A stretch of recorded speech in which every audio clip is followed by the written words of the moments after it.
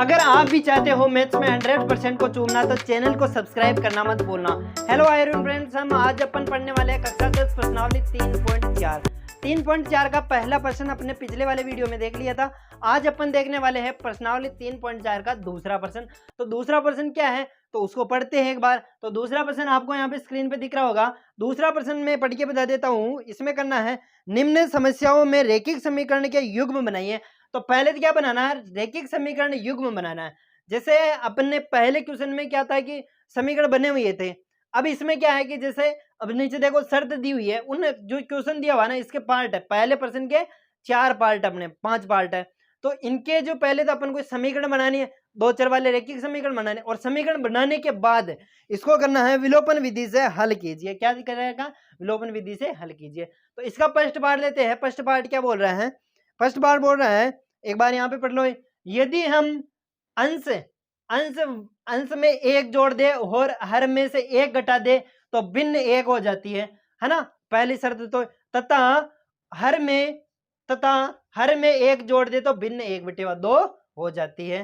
तो अब इसको सोल्व करते हैं। पहले तो समीकरण बनाना है और समीकरण बनाने के बाद क्या करेंगे, इसको विलोपन विधि से हल करेंगे। तो पहले मैं समीकरण बना लेता हूं। हल नंबर 2 का स्पष्ट।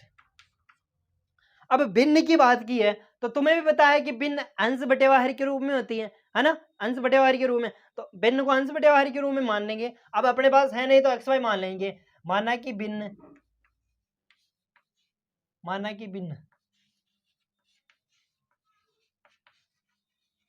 बराबर x बटेवा y। भिन्न क्या है अपने पास, x बटेवा y है। x बटेवा y का मतलब हो गया, ये ऊपर वाला तो क्या होता है तुम्हें पता है, अंश होता है, और नीचे वाला होता है अपने पास हर होता है। ठीक है। अब क्या कहे बोल रहा हो, यदि मैं अंश में 1 जोड़ दूं और हर में से 1 घटा दूं, अंश में से तो 1 जोड़ दूं और हर में से 1 घटा दूं तो भिन्न 1 हो जाती है। तो शर्त नंबर फर्स्ट के अनुसार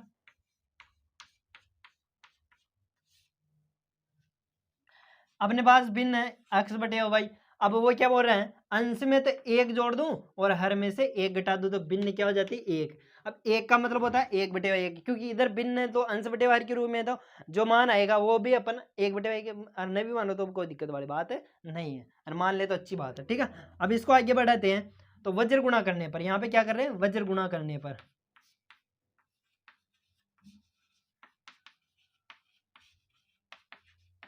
वज्र गुणा करने पर, तो वज्र यहाँ पे ये 1 से गुणा हुआ तो ये x + 1 रह जाएगा, और ये इधर गुणा हो तो y - 1 रह जाएगा। ये इधर आया तो x - y, और इस 1 को मैं उधर भेज देता हूँ, -1 और -1, ये प्लस का उधर जाते माइनस का हो गया, x - y बराबर -2। ये समीकरण नंबर फर्स्ट आ गए अपने पास।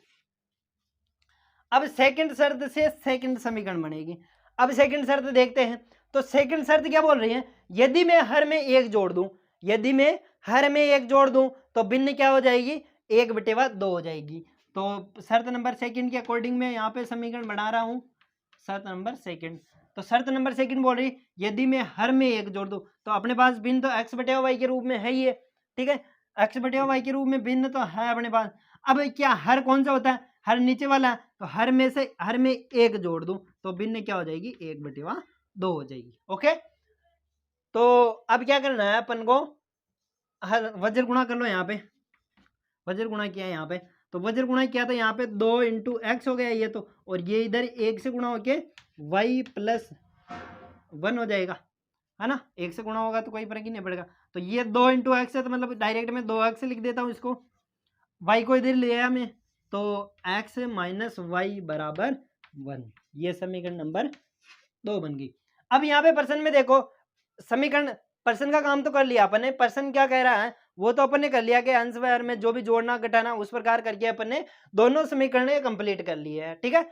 अब क्या बोल रहा है, क्या बोल रहा है, समीकरण बनाने के बाद विलोपन विधि से हल कीजिए। क्या बोल रहा है, विलोपन विधि से हल कीजिए। तो विलोपन विधि से हल कर रहे हैं।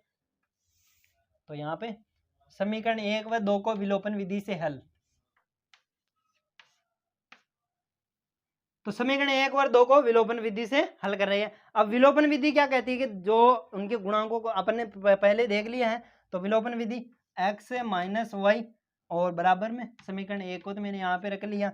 समीकरण 2 है अपने पास 2x माइनस वाई बराबर 1। अब विलोपन विधि से देखो x और y का विलोपन विधि कह दिया ना, तो x और y का मान विलोपन विधि से निकालना अपन को, वरना नंबर कटने के चांस रहेंगे तुम्हारे। क्योंकि बहुत सारे क्या करते हैं, एक तरफ तो विलोपन लगा देंगे और फिर बाद में क्या लगा देंगे, प्रतिस्थापन। प्रतिस्थापन जब लगानी है वो विधि अपने तो जब अपन को विधि का नाम नहीं दे तब वो विधि का काम में लेना है, ठीक है। तो यहाँ पे देखो अब मैं समीकरण को यहाँ पे y का जो गुणांक है ना समान है, तो पहले मैं डायरेक्ट घटा लेता हूँ। तो घटाने पर ये माइनस और ये प्लस हो जाएगा और ये माइनस हो जाएगा। तो ये तो बच गया अपने पास माइनस एक्स, क्योंकि x प्लस का माइनस के 2x है, और ये x और ये प्लस का x है, तो y सॉरी ये माइनस का y और ये प्लस का y, ये तो कैंसिल हो गया, बराबर माइनस का 1 और माइनस का 2 माइनस का 3 हो गया। तो माइनस से माइनस कैंसिल, x बराबर आ गया 3, ठीक है, x बराबर 3 आ गया। अब ऐसी गलती मत करना कि x का मान किसी समीकरण में रख के y का मान भी निकालो। वो कब करना है, तब को जब आपको विलोपन विधि का नाम नहीं दिया हो। यहाँ पे विधि का नाम दिया है प्रोफेसर की पेन, मतलब जो समीकरण को विलोपन विधि से हल करना है, ठीक है। तो अब सेकंड शर्त को भी अपन शर्त नंबर सेकंड सॉरी, तो अब x का मान तो निकाल लिया अपन ने, अब y का मान निकालने के लिए क्या करेंगे, वापस विलोपन विधि लगाएंगे। तो समीकरण 1 और 2 को लिख लेता हूँ मैं यहाँ पे, x माइनस वाई बराबर -2। पहली तो ये है अपने पास, दूसरी है 2x माइनस वाई बराबर 1। अब देखो, अब जब x को विलुप्त करना अपन को ना, तो x के जो गुणांक है उनको सेम करना है, बराबर करना है। तो मैं समीकरण 1 को 2 से गुणा कर लेता हूँ। समीकरण 1 को 2 से गुणा कर लूँगा तो क्या हो जाएगा, यहाँ पे इसको तो 2 से गुणा कर लूँ और इसको 1 से, तो समीकरण 2 तो हो जाएगी 2x, 1 तो हो जाएगी 2x माइनस 2y और बराबर -4, ठीक है। ये 1 से गुणा किया तो 2x माइनस वाई और बराबर 1, घटाने पर माइनस प्लस और ये माइनस, तो ये प्लस के 2x और ये माइनस के 2x कैंसिल, माइनस प्लस का y और माइनस के 2y, तो माइनस का y बच जाएगा यहाँ पे। और यहाँ पे क्या है अपने पास, यहाँ पे माइनस का है, ठीक है, -4 है, तो -4 और -1 हो गया अपने पास -5, माइनस से माइनस कैंसिल, y बराबर आ गया अपने पास 5, ठीक है। x और y का मान निकाल लिया, तो अपन अब यहाँ पे फाइनल आंसर लिख लेते हैं। अतः भिन्न क्या अपने पास, अतः भिन्न क्या है, x बटे वाई माननी थी अपन ने, तो x बटे वाई यानी कि x का मान तो आया अपने पास 3 और y का मान आया 5 है, और ये अपना भिन्न क्या अपने पास 3/5 है, और यही अपना आंसर कंप्लीट हुआ। तो आई होप ये बिल्कुल आपको समझ में आ गया होगा, एक दो बार इसका रिवीजन करना, आपको बिल्कुल समझ में आ जाएगा। अब उतार लो इसका, और इसके बाद इसका सेकंड पार्ट लेते हैं। तो सेकंड पार्ट क्या है वो भी अपन मैं लिख देता हूँ यहाँ पे, तो सेकंड पार्ट लेते हैं। तो सेकंड पार्ट क्या है, ओके, इसको मैं रब करके सेकंड पार्ट लेते हैं। तो अब लेते हैं इसका सेकंड पार्ट। तो सेकंड पार्ट को एक बार पढ़ते हैं, इसको भी उसी प्रकार ये हल करना अपन को, पहले तो रेखीय समीकरण बनानी है और उसको बाद में विलोपन विधि से हल करना है। तो यहाँ पे देखो 5 वर्ष पूर्व नूरी की आयु सोनू की आयु की 3 गुनी है। तो जैसे अपन ने आफ्ताब वाला क्वेश्चन किया है ना, ये आफ्ताब वाला क्वेश्चन सेम कॉपी ऐसा कैसा क्वेश्चन है, ठीक है। इसी क्वेश्चन की तरह अपन को टेबल बनानी है, दोनों को अपन को समीकरण बना के हल करना है। तो मैं यहाँ पे टेबल बना लेता हूँ, मैंने स्ट्रक्चर आफ्ताब की जैसे इसका स्ट्रक्चर बना लिया, उसमें भी जैसे इसकी तरह देखो यहाँ पे इसी की तरह जैसे सेम कॉपी क्वेश्चन है, केवल वो क्वेश्चन समझ में आ गया, ये बिल्कुल आपको समझ में कोई दिक्कत नहीं आएगी इसको समझने में, ठीक है। तो यहाँ पे देखते हैं वर्तमान आयु मान लेते हैं, माना कि नूरी की वर्तमान आयु x वर्ष है, यहाँ पे लिख देना कोष्टक में माना, ठीक है, और सोनू की आयु y वर्ष मान लेते हैं। अब देखो जैसे ये अभी वर्तमान में x वर्ष की है, तो आज से 5 साल पहले कितने, जैसे मैं मानू कि 20 साल का हूं अभी, तो आज से 5 साल पहले कितने साल का था, 15 साल का, यानी मेरे आयु से 5 घटा दो, तो x माइनस 5 कर दो यहाँ पे, इसकी y माइनस 5 होगी, एक की घटेगी तो दोनों की घटेगी। अब देखो 10 वर्ष पश्चात, पश्चात का मतलब होता है बाद में, पश्चात का मतलब क्या होता है बाद में, तो 10 वर्ष पश्चात यानी कि अभी मैं वर्तमान में 20 साल का हूं, तो आज के 10 साल बाद में कितना होगा 30 साल का, तो x प्लस 30 हो जाएगा यहाँ पे, सॉरी x प्लस 10, 10 वर्ष पश्चात इसकी y प्लस 10 हो जाएगी। ठीक है, अब शर्त नंबर फर्स्ट देखो, 5 वर्ष पूर्व में सोनू की आयु की 3 गुनी थी। 3 गुनी मतलब नीरू जो 5 वर्ष पूर्व है ना। शर्त नंबर फर्स्ट क्या बोल रही है, 5 वर्ष पूर्व नूरी की आयु बराबर कब होगी, जब सोनू की आयु को 3 से गुणा कर देंगे। तो यहाँ पे मैं दोनों की शर्त को लिख दूंगा। अब देखो 5 वर्ष पूर्व नूरी की आयु सोनू की आयु की 3 गुनी, तो सोनू की आयु 5 वर्ष पहले कितनी थी, तो इसको 3 से गुणा कर देंगे तो दोनों की आयु बराबर हो जाएगी। 5 वर्ष पूर्व है नूरी की आयु है x-5 और इसकी है y-5, तो इसको 3 से गुणा करके y-5 कर दो। x-5 बराबर 3y और 5 3 -15। ठीक है, तो ये इधर आया तो x-3y और इसको मैंने उधर भेज दिया तो ये हो गया। देखो ये उधर जाके प्लस का होगा, प्लस के 15 और माइनस के 15 और प्लस का 5 बच के बराबर कितना हो जाएगा, -10। तो समीकरण नंबर फर्स्ट अपने पास कंप्लीट। अब सेकंड समीकरण को भी ऐसे ही ज्ञात करेंगे अपन। सेकंड समीकरण है क्या है अपनी, सोनू की आयु, यहाँ पे ऐसा कर देना। ठीक है, अब देखो वो क्या बोल रहा है, 10 वर्ष पश्चात नूरी की आयु सोनू की आयु की 2 गुनी थी। तो शर्त नंबर सेकंड है 10 वर्ष पश्चात नूरी की आयु तो थी x+10 बराबर सोनू की आयु की 2 गुनी, तो सोनू की आयु को 2 से गुणा करेंगे तो नूरी की आयु हो जाएगी। तो 2 इंटू सोनू की आयु 10 वर्ष पश्चात कितनी थी, y+10। ठीक है, अब x+10 और इधर हो गया अपने पास, इसको 2 से गुणा किया तो 2y+20।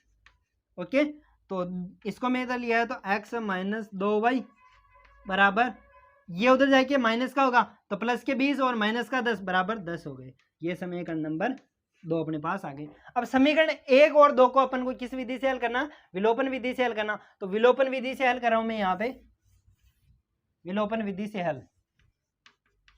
अब विलोपन विधि दोनों समीकरणों को मैं यहाँ पे लिख देता हूं, x-3y बराबर है, पहली तो अपने पास -10 और सेकंड है x-2y बराबर 10। घटाने पर माइनस प्लस और ये माइनस।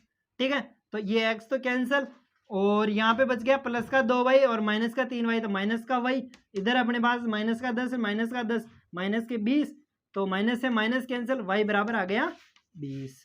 ओके, अब देखो सेकंड जो x का y का मान निकालना ना, उसको भी विलोपन विधि से निकालना, ऐसा है इसमें क्वेश्चन में, तो विलोपन विधि से हल कर लेते हैं उसको भी।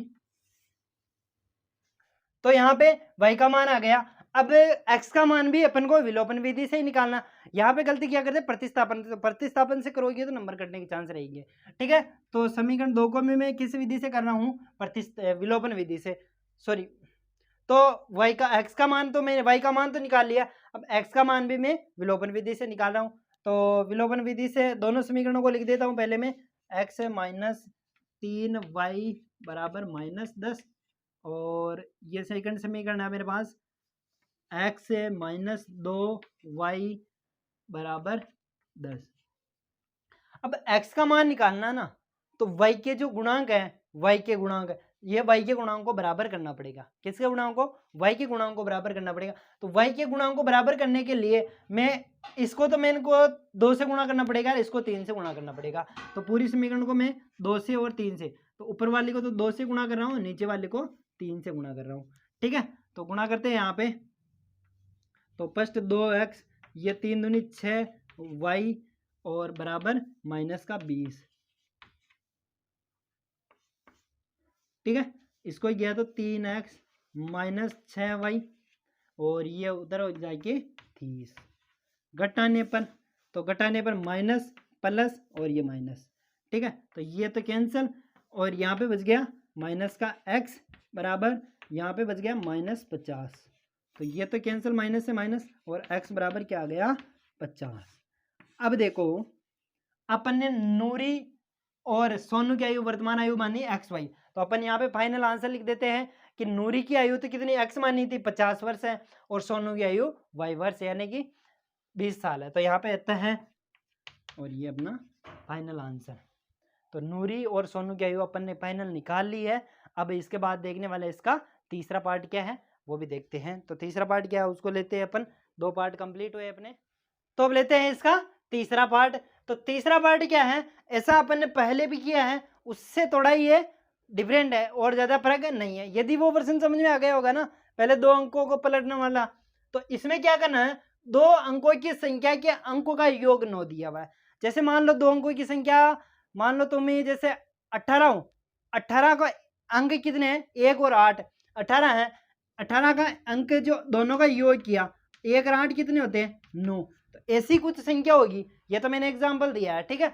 तो मतलब है अंकों का योग तो 9 दिया हुआ है। इस संख्या का 9 गुना, इस संख्या का 9 गुना संख्या के अंकों को पलटने से बनी संख्या का 2 गुना होगा। अब पलटने की बात आ जाए ना, जब तुम्हें x या इकाई दही है यानी कि 10x है 10y ऐसे अपन को करना है, ठीक है। तो यहाँ पे मान लेता हूँ माना कि संख्या अपन को पता नहीं है, तो करना क्या है, इसमें संख्या ज्ञात करनी है। तो मैं मान लेता हूँ माना कि संख्या XY है, माना कि संख्या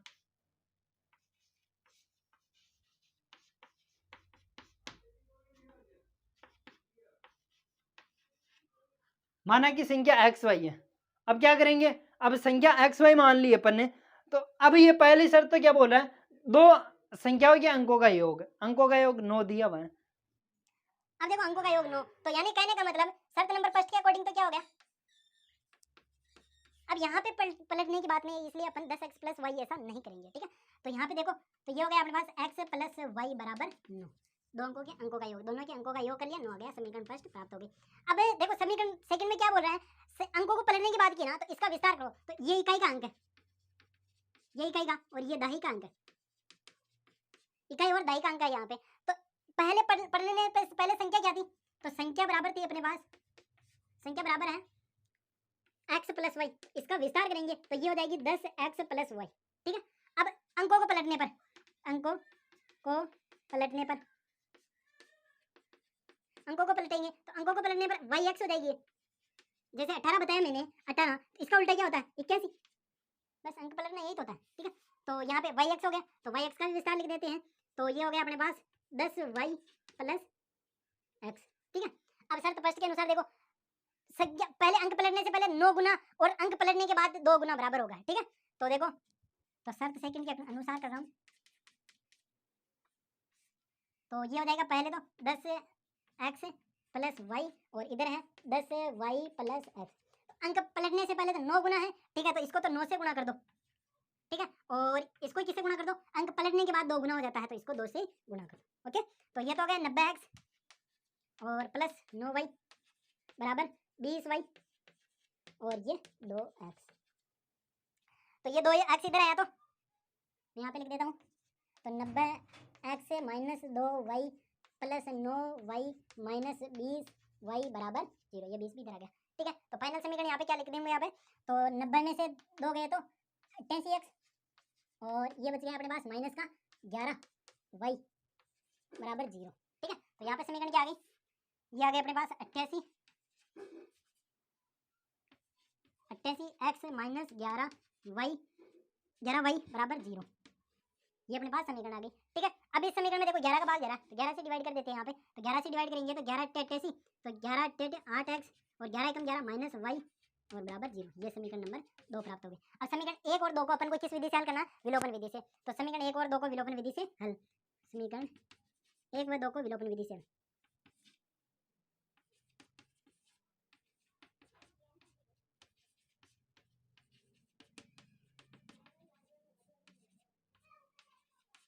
अब देखो समीकरण 1 तो क्या है अपने पास x प्लस वाई बराबर 9, सेकंड है 8x माइनस वाई बराबर 0।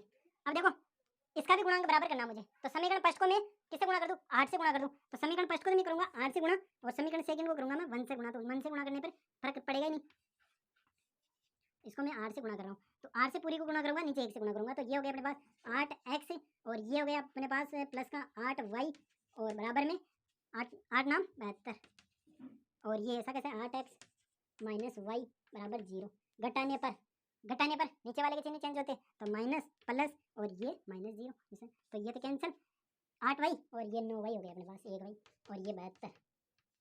ठीक है, 9y बराबर 72 आ गया, 9y बराबर 72, तो y बराबर क्या हो गया, y बराबर आ गया 72 बटेवा 9, तो 90 72 y बराबर 8 आ गया, y बराबर 8 आ गया। अब x का मान भी ऐसे ही निकालना विलोपन विधि से, तो विलोपन विधि से x का मान निकाल लेते हैं, तो विलोपन विधि से x का मान निकालेंगे तो दोनों समीकरणों को लिख दो यहाँ पे, तो दोनों समीकरण फर्स्ट समीकरण है x प्लस वाई बराबर 9, x प्लस वाई बराबर 9।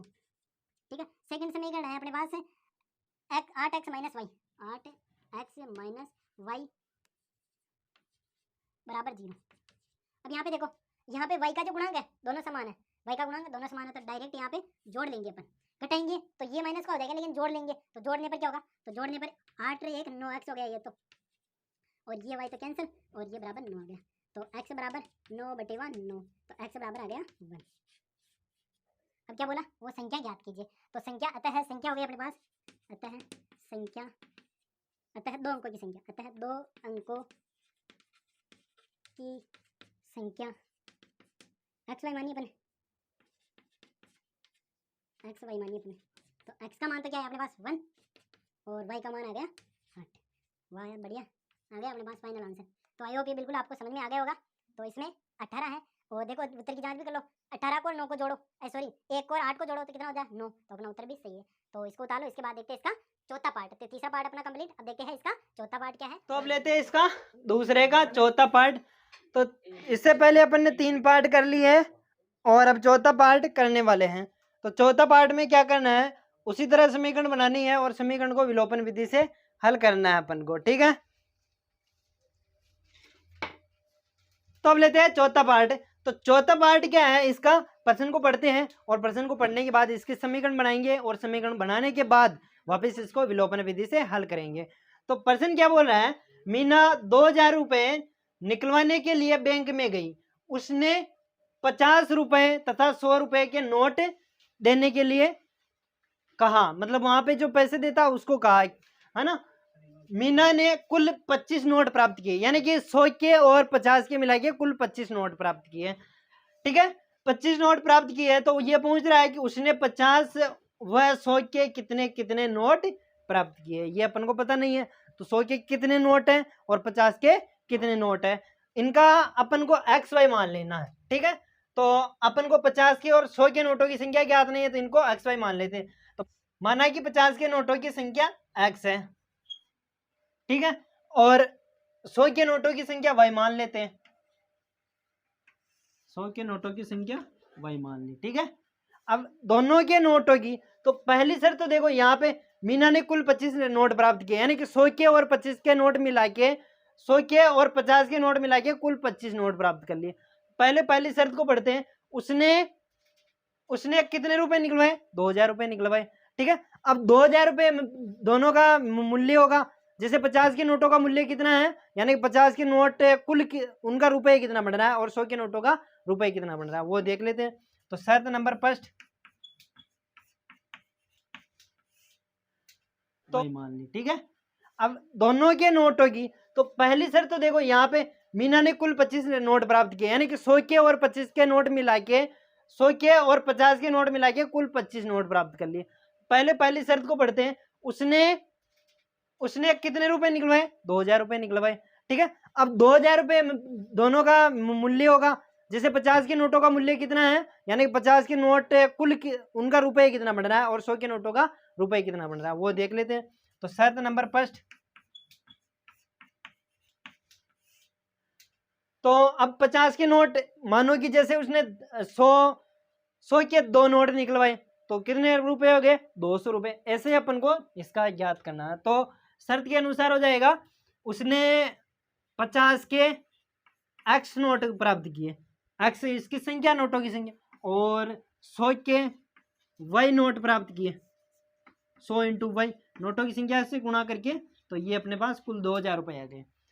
तो इसको सही रूप में कर लेते हैं, तो ये 50 से गुणा किया तो 50x और 100y बराबर 2000। अभी इस समीकरण में पूरे में 50 का भाग जा रहा था, 50 का भाग दे लेते हैं। 50 का भाग देते हैं तो यहाँ पे तो जाएगा x, क्योंकि 50 में 50 का भाग दिया x बार, 50 में 100 में 50 का भाग दिया तो 2 बार जाएगा, और 2000 में 50 का भाग दिया तो 40 बार जाएगा। ठीक है, तो ये अपने समीकरण फर्स्ट प्राप्त हो गई।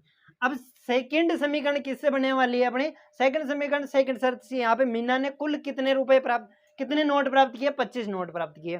तो 100 के नोट और 50 के नोट मिला के कुल 25 नोट हो रहे हैं। तो शर्त सेकंड है अपने पास, शर्त सेकंड।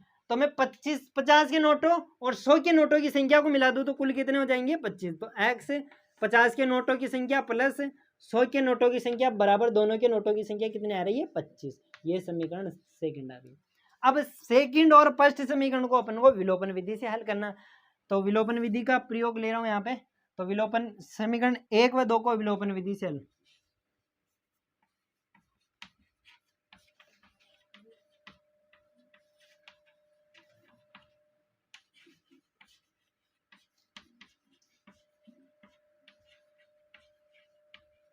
विलोपन विधि से हल कर रहा हूं मैं। तो समीकरण 1 तो अपने पास x प्लस 2y बराबर 40, और सेकंड समीकरण है अपने पास x प्लस y बराबर 25। ये दोनों समीकरण है। अब देखो फर्स्ट में x का गुणांक बराबर करना पड़ता है, तो x का गुणांक अभी बराबर है तो डायरेक्ट में घटा लेता हूं। तो घटाने पर माइनस माइनस और ये माइनस, तो x से x कैंसिल हो गया, ये प्लस का और ये माइनस का।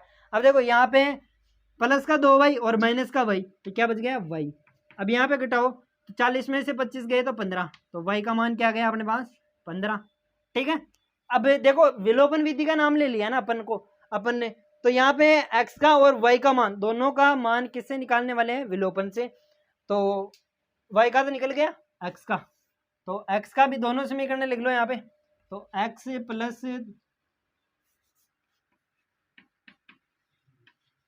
बराबर 40 और सेकंड है x प्लस y बराबर 25।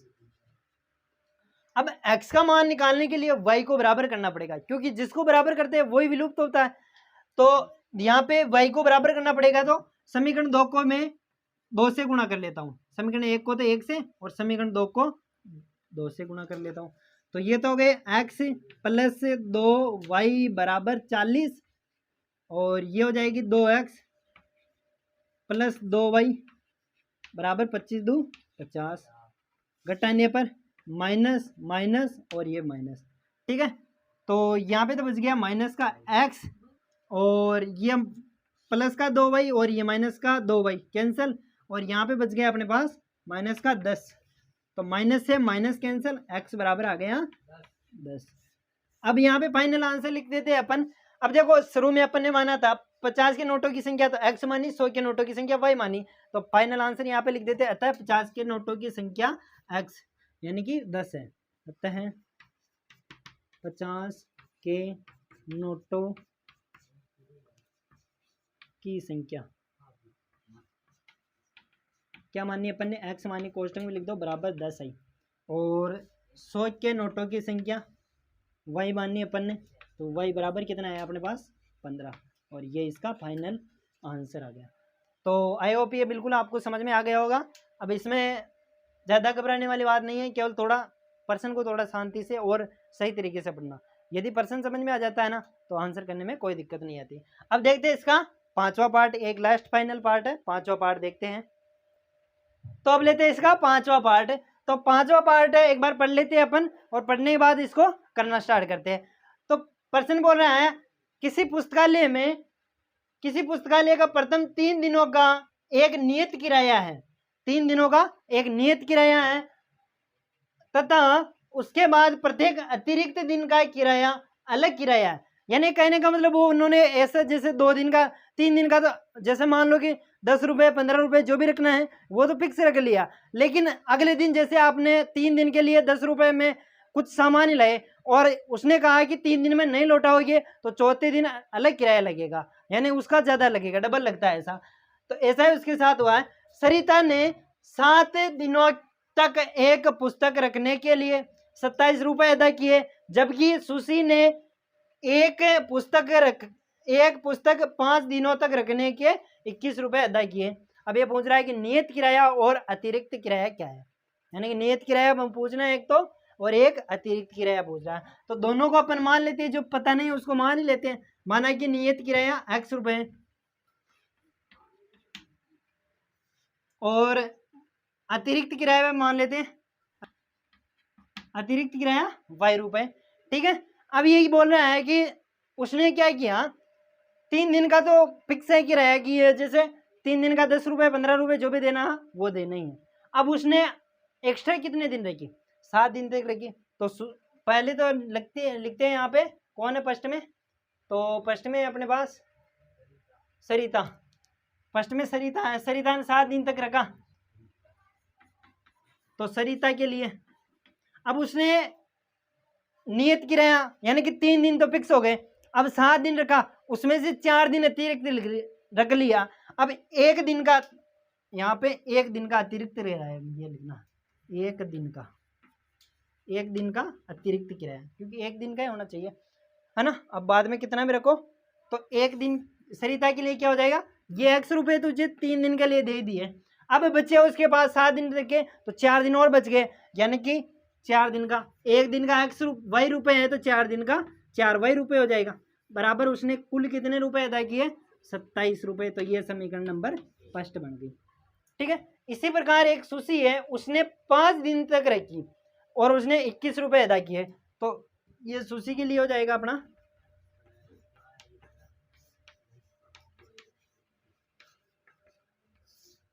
अब उसने रखी, जैसे उसने ये x रुपए तो देना ही पड़ेगा उसका 3 दिन का, अब उसने 5 दिन रखी, एक्स्ट्रा कितने दिन रखी, 2 दिन, तो 2 दिन का एक्स्ट्रा और जुड़ जाएगा, तो +2 इंटू 1 दिन का अतिरिक्त y, तो 2 दिन रखी तो 2y, कुल मिला के 21 रुपए अदा किए। ये समीकरण 2 अपने पास बन गए। ठीक है, अब इसको विलोपन विधि से हल करते हैं, तो समीकरण 1 व 2 को विलोपन विधि से हल, तो यहाँ पे समीकरण 1 और समीकरण 2, समीकरण 1 लिख देता हूँ पहले तो मैं, x + 4y = 27, और समीकरण 2 है x + 2y = 21।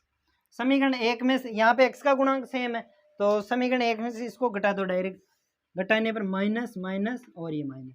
ओके, तो ये प्लस का x, ये माइनस का x तो कैंसिल हो गया, 4 में से 2y गए तो ये बच गया अपने पास 2y, 27 में से 21 घटाओ तो 6 बच गया, तो y बराबर आ गया मेरे पास 6/2, कहने का मतलब y बराबर आ गया 3।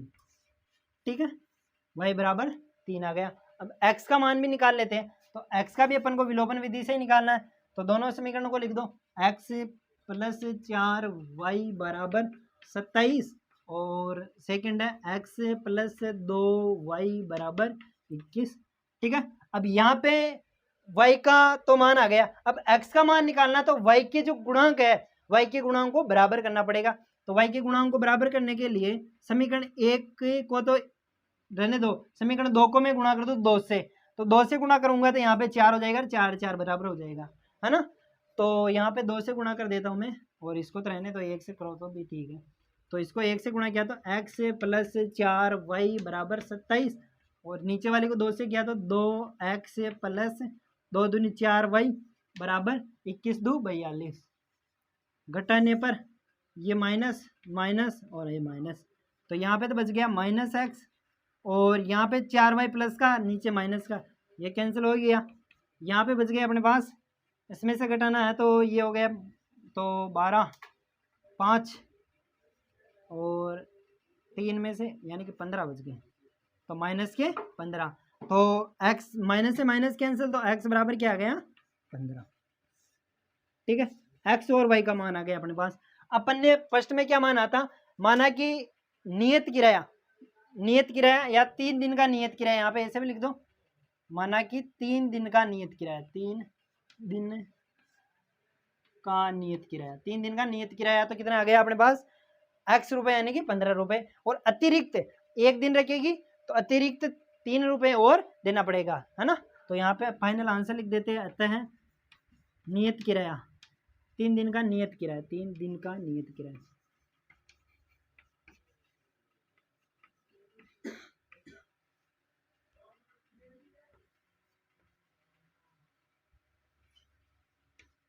x रुपये माना अपन ने बराबर 15 रुपये आए हैं। तो और एक दिन का अतिरिक्त, एक दिन का पूछा, एक दिन का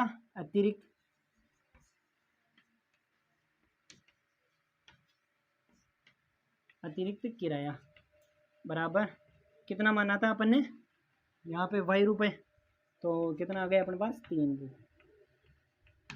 ठीक है, तो आई होप ये बिल्कुल समझ में आ गया होगा।